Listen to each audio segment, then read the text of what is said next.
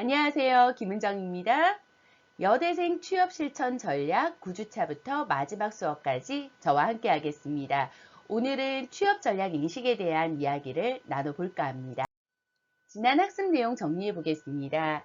1주부터 시작해서 8주까지 오리엔테이션부터 직업 세계를 이해하는 시간, 그리고 효과적으로 자기 관리를 하는 시간, 지난 주차부터 해서 취업 전략의 인식을 위해서 조직 내에 갈등 방안이 있고 이것을 해결하기 위해서 본인만의 리더십 역량을 강화시키는 것까지 시간을 가졌습니다.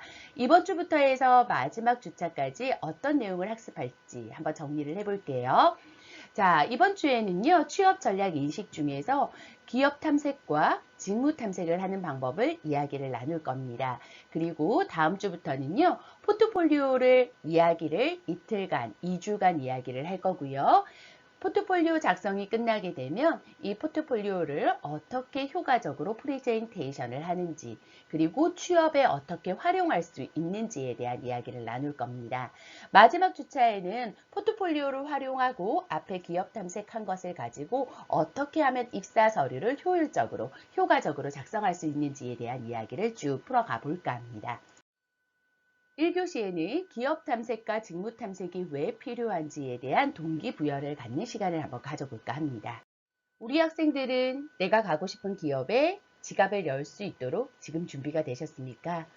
학생들은 지금 현재 어느 정도의 연봉을 받고 회사에 가고 싶은지 각자마다 꿈과 희망이 있을 겁니다. 내가 받고 싶은 연봉 혹은 내가 받고 싶은 복지 그리고 내가 꿈꾸는 기업 문화들이 있을 겁니다. 그 연봉과 복지와 내가 원하는 기업 문화를 바라는 그 기업을 취업하실 수 있을 만큼 준비가 되셨습니까? 기업은요, 우리 학생들을 채용하게 되면은 연봉은 2,500만 원을 준다 하더라도 첫 해에 드는 금액은 내가 수령하는 금액은 2,500이지만 기업에서는 2배, 3배 이상의 비용이 들게 됩니다.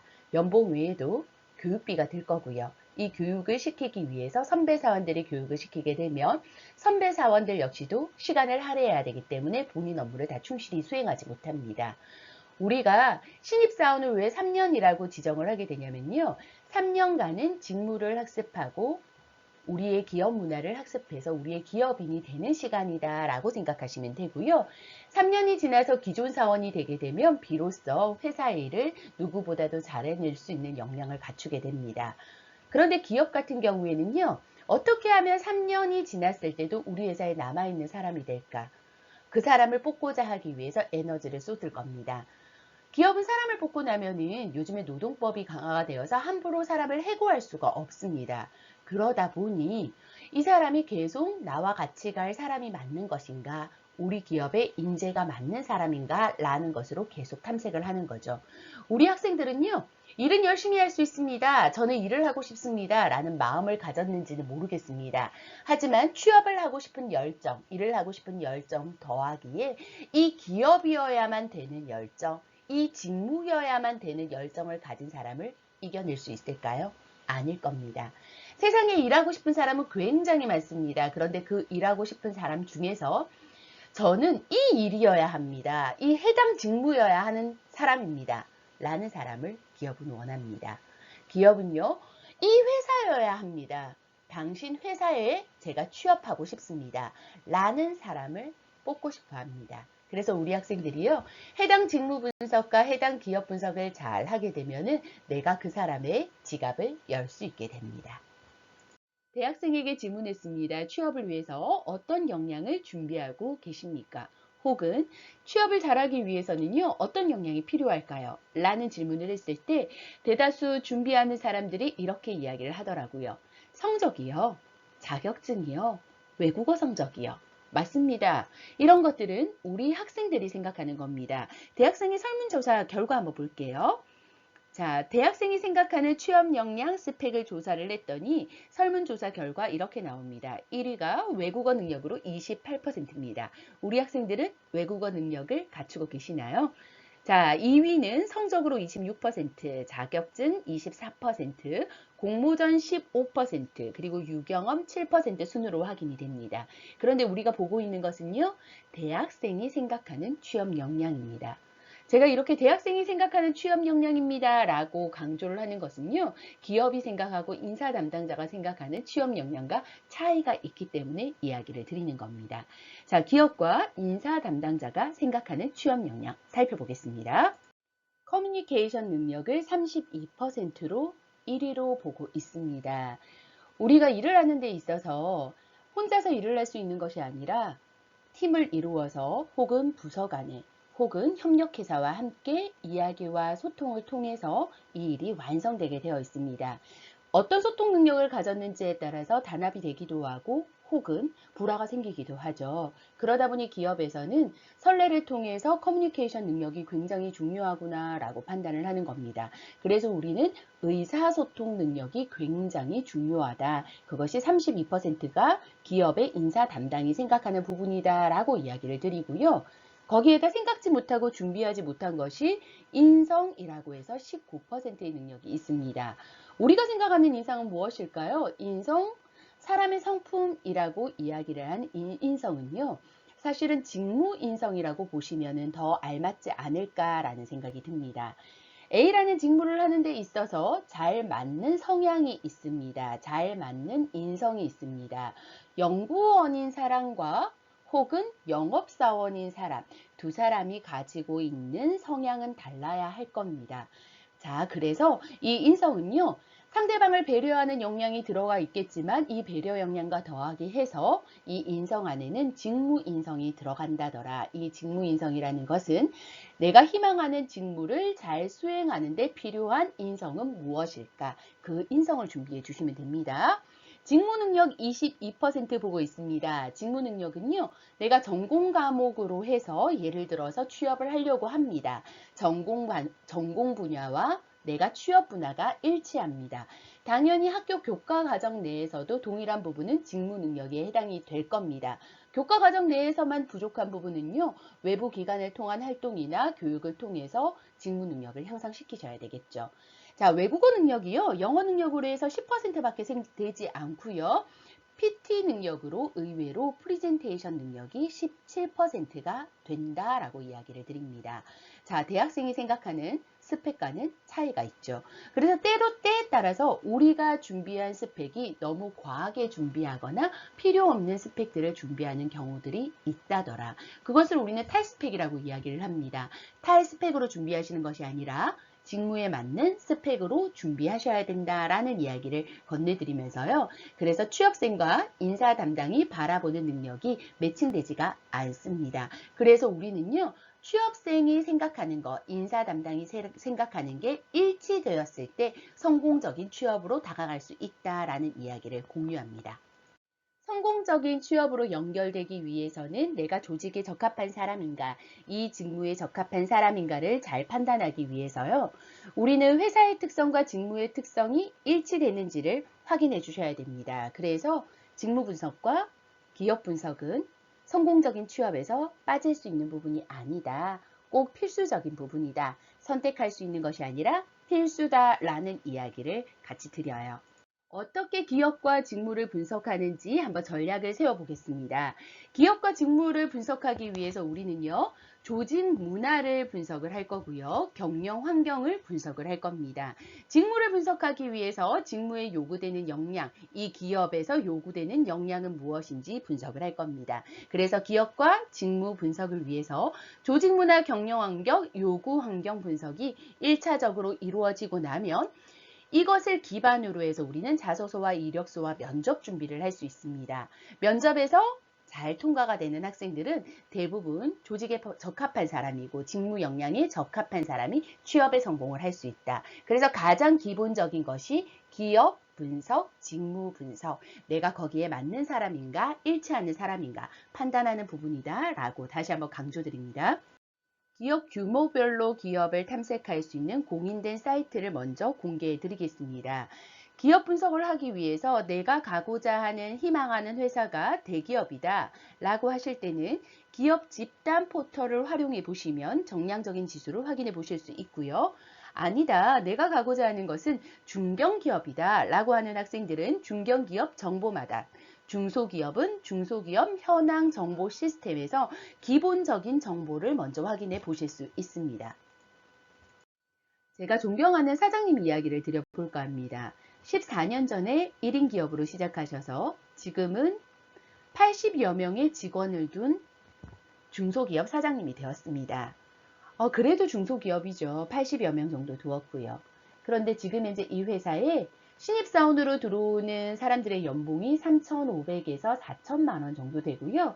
스펙은 정말 단단할 정도로 빠질 거 없이 대기업에 가는 수준으로 스펙들을 탄탄하게 준비를 해서 온다라고 합니다. 그러다 보니 기존에 취업을 했던 과장님들보다 더 학력이 좋은 혹은 더 능력이 좋은 신입사원들이 들어온다라고 이야기를 하더라고요. 그것이 그 기업의 지금 현재 기업주로서 대표로서 고민이라고 하는데 우리는 여기에서 시사점을 한번 찾아볼 수 있습니다. 만약에 내가 대기업에 갈 스펙이 된다라고 하면 저는 준비하셔서 대기업에 취업을 하시라고 이야기를 드리고 싶어요. 그런데 만약에 내가 대기업이나 공사공단에 취업할 수 있는 지금 역량이나 스펙들이 준비되지 않았습니다 라고 하는 학생들은 내가 갈 수 있는 회사들 중에서 미래 발전 가능성이 있는 회사가 어느 회사일까 라는 것을 눈으로 찾아보시고 관심을 가지시게 되면 그 회사가 나와 함께 성장하면서 차후에 내가 과장이 되고 부장이 되었을 때 이 회사가 성장되어서 나의 가치도 올려줄 수 있지 않을까라는 것을 같이 공유드립니다. 우리는 그런 회사를 찾기 위해서 고용노동부에서도 강소기업이라는 것을 뽑고 있습니다. 우리 학생들은 이런 회사를 찾기 위해서 눈을 크게 뜨시면서 강소기업이라는 회사들을 좀 찾아보시는 거 괜찮을 것 같아요. 강소기업요. 우리 고용노동부에서도 강소기업을 위해서 강소기업을 추천하는 경우가 있습니다. 이것을 선정하기 위해서 살펴보기 위한 것은요. 우선은 이런 기준을 두고 있어요. 제조업, 광업, 건설업, 운수업, 창고업의 인원수 제한이 이렇게 되어 있다더라. 우선 지역 개업 대상을 선정해서 강소기업을 선정을 하게 되고요. 그런데 이 강소기업의 결격 요인 한번 찾아볼 수 있도록 할게요. 이런 회사는 강소기업이 될 수 없습니다. 2년 이내에 임금 체불이 있는 기업 안 가시고 싶죠? 예, 맞아요. 우리가 취업 사이트에서 정보를 검색할 때 강소기업이라고 적혀 있다라면 이 회사는 2년 이내에 임금 체불이 없는 회사구나 라고 생각하시면 됩니다.